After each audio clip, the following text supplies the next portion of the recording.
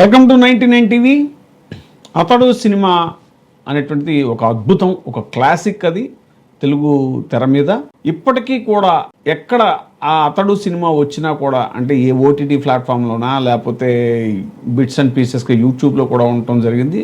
ఎప్పుడు వచ్చినా కూడా ఛానల్లో టెలికాస్ట్ అవుతున్నా కూడా అతడు సినిమా కన్నార్పకుండా చూస్తారు, మొత్తం పనులన్నీ పక్కన పెట్టి చూస్తారు. అంత అద్భుతమైనటువంటి క్లాసిక్ అది. త్రివిక్రమ్ శ్రీనివాస్ గారి దర్శకత్వంలో వచ్చినటువంటి సినిమా, మహేష్ బాబు, త్రిష యాక్ట్ చేసినటువంటి సినిమా, సూపర్ హిట్ సినిమా. అయితే ఈ సినిమా గురించి ఏంటంటే, ఇది థియేటర్లో రిలీజ్ అయినప్పుడు అంతగా ఆడలేదు, ఆశించినంత కమర్షియల్ విజయం కాదు. కానీ తర్వాత డివిడి రైట్స్, అప్పటికింకా శాటిలైట్ ఇవి రైట్స్ అనేటువంటివి రాలేదు, అప్పుడు డివిడి రైట్స్ ఉండేవి. డివిడి రైట్స్ అతి ఎక్కువగా అమ్ముడుపోయినటువంటి సినిమా అతడు అని అంటారు. ఆ విధంగా అతడికి ఒక ట్రాక్ రికార్డ్ కూడా ఉంది, హైయెస్ట్ డివిడి సేల్స్ అని. సరే, తర్వాత శాటిలైట్ రైట్స్ శాటిలైట్లో రావటం, మన మోస్ట్లీ మా టీవీ దేనికో అది వచ్చినట్టుంది దాంట్లో.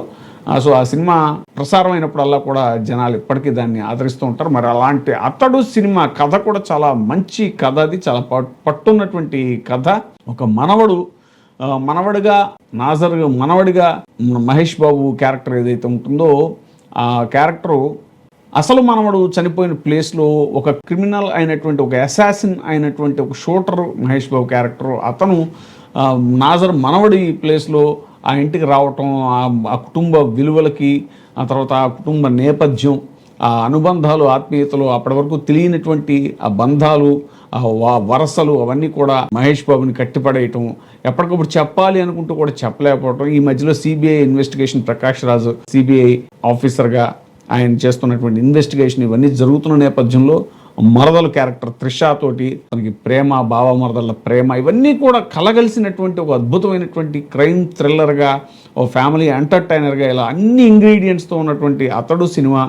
అసలు అతడు సినిమాకి ఇన్స్పిరేషన్ ఏమన్నా ఉందా, లేదంటే అతడు సినిమా అనేటువంటిది అంతకుముందు అసలు వెంకటేష్ గారు నటించినటువంటి వారసుడు వచ్చాడు అనేటువంటి సినిమాయే ఇది మరో విధంగా తీశారు, ఆ సినిమాను పోలి ఉంటుంది అతడు సినిమాని కూడా చాలామంది భావిస్తూ ఉంటారు. అందులోని యాక్షన్ సీక్వెన్స్లు, అలాగే ఇవన్నీ కూడా కొన్ని యుఎస్ మార్షల్స్ లాంటి హాలీవుడ్ చిత్రాల నుంచి కూడా ఇన్స్పైర్ అయ్యి డిజైన్ చేశారని కూడా అంటూ ఉంటారు. సరే, ఎంతవరకు వాటిలో వాస్తవం ఉంది ఏంటి అనేటువంటిది పక్కన పెడితే, అతడు సినిమా వెనకాల మాత్రం కొన్ని ఆసక్తికరమైనటువంటి అంశాలు ఉన్నాయి అనేటువంటిది వీటి ద్వారా తెలుస్తుంది అనమాట, కొన్ని రెఫరెన్స్ల ద్వారా. ఇక త్రివిక్రమ్ గారు నువ్వే సినిమా తర్వాత దర్శకుడిగా మారి తీసినటువంటి సినిమా, మహేష్ బాబు గారితో తీసినటువంటి సినిమా ఇది. జైబేరియా సంస్థలో మురళీమోహన్ గారు నిర్మించారు. ఇది ఒక బాలీవుడ్ సినిమాకి కనెక్షన్ ఉంది దీనికి అని అంటారు, హాలీవుడ్ ఇన్స్పిరేషన్ కూడా ఉంది అని అంటారు. The long kiss good night అనేటువంటి ఒక సినిమా ఉంటుంది, అది బాలీవుడ్ టాప్ హీరో అయినటువంటి సల్మాన్ ఖాన్కి బాగా నచ్చిన సినిమా. అది 1996లో వచ్చినటువంటి సినిమా అది, the long kiss good night అనేటువంటిది. సల్మాన్ ఖాన్కి ఆ సినిమా అంటే చాలా అభిమానం. గీనా డేవిస్, శామ్యూల్ ఎల్ జాక్సన్ నటించినటువంటి ఈ యాక్షన్ థ్రిల్లర్ చాలా డిఫరెంట్గా ఉంటుంది. ఒక సాధారణ హౌస్ వైఫ్ ఎక్కడో దూరంగా ఉన్న తన భర్తతో ప్రశాంతంగా బతుకుతూ ఉంటుంది. కానీ ఆవిడకి తెలియకుండానే కొన్ని స్కిల్స్ ఉంటాయి. అవి ఏంటి అని అంటే, ఆవిడ ఒక సాధారణ గృహిణిలాగే ఉంటుంది. కూరగాయలు కట్ చేసేటప్పుడు అది కత్తిని షార్ప్గా తిప్పటం, ఆ కత్తిని కూరగాయలు కోసేటువంటి విధానం, ఇవన్నీ స్కిల్స్ అన్నీ కూడా చాలా. అలాగే గన్తో గురి చూసి కొట్టాలన్నా కూడా తనకి పిస్టల్ని, రివాల్వర్ని హ్యాండిల్ చేయటం, అవన్నీ కూడా అనుకోకుండా ఏదైనా తన దగ్గరికి రివాల్వర్ హ్యాండిల్ చేయాల్సి వచ్చినప్పుడు టక్మని చాలా గురి చూసి కొట్టడం, ఇవన్నీ కూడా అమ్మాయికి అర్థం కాదు.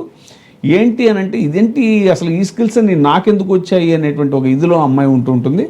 తీరా చూస్తే ఏంటంటే, ఒక యాక్సిడెంట్ వల్ల ఆమె తన గతాన్ని మర్చిపోయింది. అమ్నెసియా అనేటువంటి ఒక ఇది వల్ల వాస్తవానికి ఆమె గతంలో ఒక పవర్ఫుల్ సీక్రెట్ ఏజెంట్ అనేటువంటిది రివీల్ అవుతుంది. గతం మర్చిపోయినా కూడా ఆమెలోని యాక్షన్ స్కిల్స్ మాత్రం అలాగే ఉండిపోతాయి. ఆ తర్వాత ఆమె తన గతాన్ని ఎలా గుర్తుకు తెచ్చుకుంది, ఆగిపోయిన టాస్క్ని ఎలా ముగించింది అనేటువంటిది ఆ సినిమా కథ. ఇక ఈ సినిమా యాక్షన్ సీన్స్, క్యారెక్టరైజేషన్ నచ్చి సల్మాన్ ఖాన్ దీన్ని హిందీలో రీమేక్ చేయాలని కూడా అనుకున్నారు. ఈ నివాస్ అని రామ్ గోపాల్ వర్మ అసిస్టెంట్, ఆయన రామ్ గోపాల్ వర్మ శిష్యుడు, ఆయనకి అప్పగించాలి ఈ దర్శకత్వ బాధ్యత అని కూడా సల్మాన్ ఖాన్ భావించారు అనేటువంటిది తెలుస్తుంది. ఇక్కడ చాలామందికి తెలియని విషయం ఏంటంటే దర్శకుడు ఈ నివాస్, మన త్రివిక్రమ్ శ్రీనివాస్ గారు వీళ్ళు ఒకప్పుడు రూమ్మేట్స్ కూడా హైదరాబాద్లో. సల్మాన్ ఖాన్ నుంచి పిలుపు రాగానే నివాస్ ముంబై వెళ్ళారు. అప్పటికే త్రివిక్రమ్ గారు తెలుగులో నువ్వే నువ్వే, అలాగే స్వయంవరం, చిరునవ్వుతో, నువ్వు నాకు నచ్చావు లాంటి బ్లాక్ బస్టర్ హిట్స్ తోటి స్టార్ రైటర్గా ఆయన అప్పటికే కొనసాగుతున్నారు. ఆ హాలీవుడ్ సినిమా స్ఫూర్తితో త్రివిక్రమ్ ఈ నివాస్ కలిసి ఒక స్క్రిప్ట్ని తయారు చేసుకున్నారు. కానీ కొన్ని కారణాల వల్ల సల్మాన్ ఖాన్ ఆ ప్రాజెక్ట్ నుండి ఈ నివాస్ని తప్పించి వేరే దర్శకుడి చేతిలో పెట్టారు. దాంతో త్రివిక్రమ్ కూడా ఆ స్క్రిప్ట్ వర్క్ నుంచి తప్పుకుని హైదరాబాద్ వచ్చేయడం జరిగింది. తుమ్కో నా భూల్ పాయేంగే నివాస్ తప్పుకున్నాక సల్మాన్ ఖాన్ ఐడియాను పంకజ్ పరాశర్ అనే దర్శకుడికి ఇచ్చారు.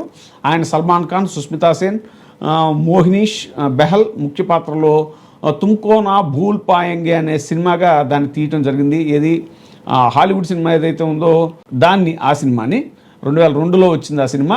అతడు సినిమాలోని చాలా సన్నివేశాలు ఈ హిందీ సినిమాని పోలి ఉంటాయి అని నెటిజన్లు అంటూ ఉంటారు. ఆ హిందీ సినిమా కథ ఒకసారి చూస్తే సల్మాన్ ఖాన్, మోహినీష్ బెహల్ ఇద్దరు కూడా షార్ప్ షూటర్స్. ఒక పొలిటికల్ లీడర్ తన మైలేజ్ కోసం హత్యా ప్రయత్నం డ్రామా ఆడమంటే వీళ్ళు ఒప్పుకుంటారు. కానీ డబుల్ గేమ్ వల్ల ఆ మినిస్టర్ నిజంగానే చనిపోతాడు. ఆ నేరం సల్మాన్ ఖాన్ మీద పడుతుంది. పోలీసుల నుండి తప్పించుకునే క్రమంలో ట్రైన్ పై నుంచి నీళ్లలోకి పడిపోయిన సల్మాన్ ఖాన్ గతం మర్చిపోతాడు. తర్వాత ఒక పల్లెటూరి వ్యక్తి శరత్ సక్సేనా అతన్ని చేరదీస్తాడు.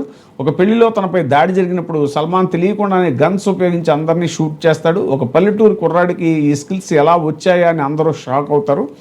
ఆ తర్వాత అతను ముంబై వెళ్ళి తన గతాన్ని ఎలా కనుక్కున్నాడు అనేటువంటిది తర్వాత కథ. సో అతడు సినిమా చూస్తే కూడా మనకి ఇవన్నీ కూడా చాలా క్లియర్గా తెలుస్తాయి. అతను ఒక షార్ప్ షూటరు, అసాసిన్, కిల్లర్ అనమాట, ప్రొఫెషనల్ కిల్లరు. అతడు సినిమాలో Mahesh Babu character. Sayaji Shinde political leader. Next ఎలక్షన్స్లో నెగ్గటానికి తన మీద ఒక హత్యా ప్రయత్నం జరిగింది అనేటువంటి డ్రామాని క్రియేట్ చేయడం కోసం ఈ ప్రొఫెషనల్ కిల్లర్ అయితే కనుక తనకి బుల్లెట్ తగలాలి కానీ చావకూడదు అనేలాగా ప్లాన్ చేసుకుంటే, వాస్తవానికి మహేష్ బాబు కాల్చేలోపే ఇంకోళ్ళు ఎవరో అతన్ని కాల్చేయటం అనేటువంటిది, అతను వేరే కాంట్రాక్ట్ తీసుకున్నాడు ఇంకో కిల్లరు అనేటువంటిది జరుగుతుంది. అక్కడి నుంచి మహేష్ బాబుని పట్టుకోవడానికి పోలీసులు వచ్చే క్రమంలో మహేష్ బాబు ట్రైన్ మీదకి దూకి అదే ట్రైన్లో ప్రయాణిస్తున్నటువంటి నాజర్ మనవడైనటువంటి రాజీవ్ కనకాల ప్లేస్లో కూర్చోవడం జరుగుతుంది. మహేష్ బాబుని కాల్చబోయి పోలీస్ ఆఫీసర్ చరణ్ రాజు అతను రాజీవ్ కనకాలని కాల్చేయటం.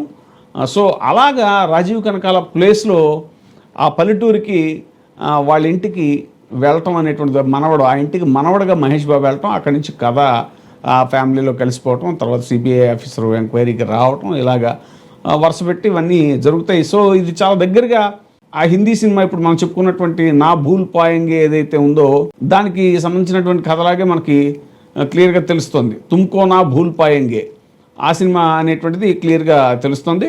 అంటే త్రివిక్రమ్ గారు ఆనాడు ఆ హిందీ ప్రాజెక్ట్ కోసం వర్క్ చేసినప్పుడు పుట్టిన ఆలోచనల నుంచే ఈ అతడు కథ అల్లుకున్నారు. ఇందులో హీరోకి గతం మర్చిపోయే అమ్నీషియా ఎపిసోడ్ పెట్టకుండా కథను ఇంకొంచెం ఎమోషనల్గా మార్చారు. ఏదైతే గతం మర్చిపోవటం అనేటువంటి హాలీవుడ్ కథలో ఉన్నటువంటి పాయింట్ని సల్మాన్ ఖాన్ వాళ్ళు తీసుకున్నారు. కానీ ఈ త్రివిక్రమ్ దాన్ని తీసుకోకుండా ఆ ట్రైన్లో ప్రయాణిస్తూ తన వల్ల చనిపోయిన వ్యక్తి స్థానంలో హీరో పరాయి ఇంటికి వెళ్ళటం అనేటువంటిది అది మళ్ళీ ఒరిజినల్ ఫార్ములా, ఇది పాత సినిమా ఫార్ములాలోకి వెళ్ళి నేరం నాది కాదు, ఆకలిది, రోటీ ఇలాంటి సినిమాలకి మూలమైనటువంటి ఫేస్ ఆఫ్ ఎ ఫ్యూజిటివ్, అది కూడా వాటికి కూడా ఫేస్ ఆఫ్ ఎ ఫ్యూజిటివ్ అనేటువంటి హాలీవుడ్ కౌబాయ్ సినిమా అనేటువంటిది ఇన్స్పిరేషన్. దాని స్ఫూర్తితోనే తమిళంలో తెలుగులో కూడా వారసుడు వచ్చాడు ఇలాంటి కథలు వచ్చాయి. సో అతడు అనేటువంటి సినిమా నేరుగా వారసుడు రీమేక్ కాదు, కానీ హాలీవుడ్ చిత్రాల స్ఫూర్తి ఇందులో కనిపిస్తుంది అనేటువంటిది మనం గుర్తించవచ్చు. సినిమా ప్రారంభంలో వచ్చే పోలీస్ చేజ్ ఎపిసోడ్ అనేటువంటిది యుఎస్ మార్షల్స్ తరహాలో ఉంటుంది. క్లైమాక్స్లో విలన్ రైఫిల్లో ఒక గోళీ ఇరుక్కుపోవడం అనేటువంటి పాయింట్ ఒక మెక్సికన్ సినిమా నుంచి స్ఫూర్తి పొందింది అని మనం గమనించవచ్చు. ఇది కథా చౌర్యం కాదు, సృజనాత్మక స్ఫూర్తి అని కూడా చెప్పచ్చు. అయితే పలానా సినిమా ఇన్స్పిరేషన్ పొందినంత మాత్రాన ఒక దర్శకుడు యొక్క సృజనాత్మకతను తక్కువ చేయటం కాదు. ఏ రచయిత అయినా దర్శకుడైనా తాము చదివిన పుస్తకాలు, చూసిన సినిమాలు, సమాజంలో జరిగిన సంఘటనల నుంచి ఖచ్చితంగా స్ఫూర్తి పొందుతారు. ఎక్కడో పూసినటువంటి పూలను ఏరి ఒక అందమైన హారంగా మార్చి దేవుడి మెడలో వేయటం అనేటువంటిది ఎంత గొప్ప విషయమో, అలాగే రకరకాల సన్నివేశాల స్ఫూర్తితో ఒక అద్భుతమైన జనరంజకమైన సినిమాను సృష్టించడం కూడా అలాంటి ఒక పూజ లాంటిది, ఒక అర్చన లాంటిది. సో దాన్ని ఏం తప్పు పట్టాల్సిన అవసరం లేదు. బట్ మనం ఏంటంటే ఒక సరదాగా ఒక రిఫరెన్స్ కోసం అనమాట. అంటే ఆ కథ ఇలా పుట్టింది అనేటువంటిది ఒక చాలా మందికి ఉంటుంది. ఈ కథ ఎలా వచ్చిందో ఏంటో అనేటువంటిది ఇది.